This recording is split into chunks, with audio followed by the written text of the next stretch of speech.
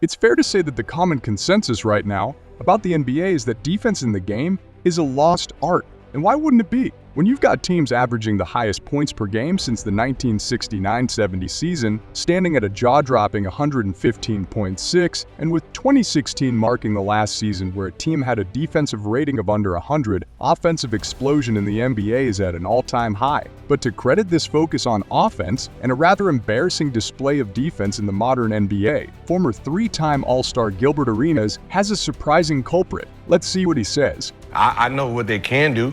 Get rid of all the Europeans. They have no athleticism, right? They have no speed, no jumping ability. They are a liability on defense. There's 150 Euros in the league today. Name the top 10 defenders. None. But is there any truth to the matter? Has the European influx in the NBA softened the rules and made it highly advantageous to scorers with no regards to defense? Have the Europeans really destroyed the NBA by making it more offensive than ever? Let's discuss. Now, taking the current season into context pretty much makes two things clear. The first being that 2 out of the top 3 points per game leaders this season are averaging over 30 points per game, and the second being that both of these players happen to be Europeans too. In this case, we're referring to Luka Doncic and Giannis Antetokounmpo, who've been in spectacular form for their teams and currently are at number 1 and number 3 in the rankings, only separated by Shai Gilgeous-Alexander. But if historical numbers are to go by, we've witnessed a steady increase in the points per game by NBA teams, regardless. So does the blame fall on Europeans entirely?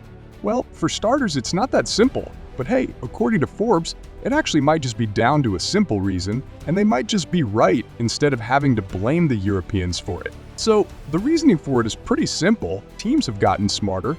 The analytics movement in basketball over the last decade plus has emphasized pace and space.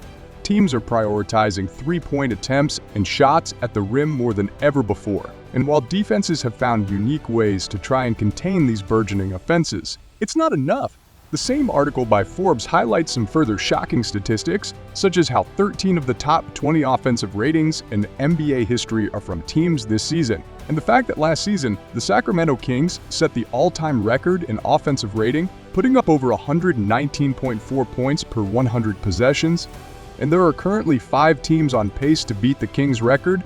To simply attribute this to the Europeans seems rather naive and childish, especially after NBA players across the board have noticed this change and embraced it, and also talked about how high-scoring games are now catering to public demand, and practically anyone can be a threat to shoot.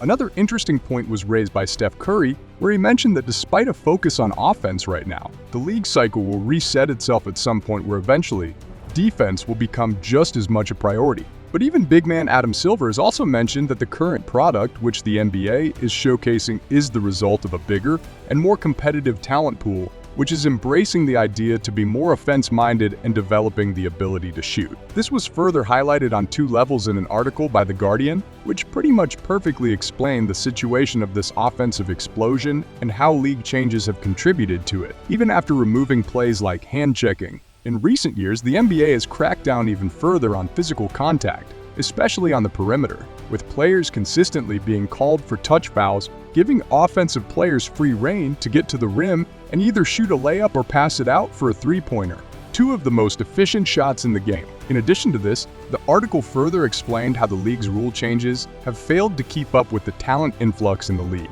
and how changes like pushing the ball up the floor more and jacking up shots early in the shot clock and creating more possessions and therefore more opportunities to score is also impacting the game. Creating more games with bigger score lines? Plenty of solutions have been proposed to counter this narrative, including penalizing flopping and unnatural, foul-baiting shooting motions too. But does that have anything to do with European players? We don't think so. And on that note, we come to the end of this video. Do make sure you like it, hit that subscribe button to join our growing community, and let us know in the comments about what you think the NBA should do to bring back the lost art of defense. And we will see you in the next one.